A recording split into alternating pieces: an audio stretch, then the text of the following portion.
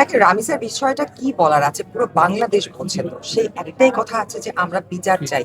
এরকম করে প্রতিদিন আমরা এখন দেখতে পাচ্ছি যে গত 2 বছরে আমাদের প্রায় 500-র মতো শিশু, 16 মাসের মধ্যে যদি বলি 500-র মতো শিশু ধর্ষণ হয়েছে, এবং 500-র উপরে শিশু হত্যা হয়েছে।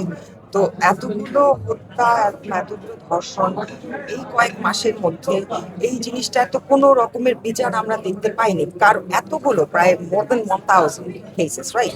সো এতগুলো একটা কি বিচার দেখতে পেরেছি আমরা? একটাও বিচার দেখতে পাইনি কোথাও।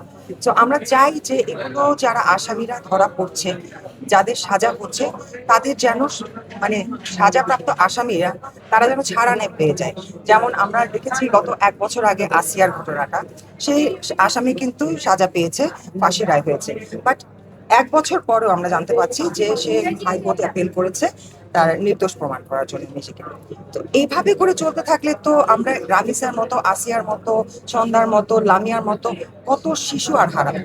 আমাদের বিচার চাই, আমরা বিচার চাই, আমরা কোনো রকমের সান্ত্বনা চাই না।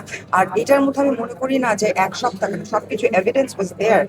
ডেড বডি পাওয়া গেছে, সাথে সাথে হাতে নাতে সবকিছু ধরা পড়েছে, এবং আসামি সে নিজে স্বীকার করেছে, আদালতে স্বীকারোক্তি দিয়েছে।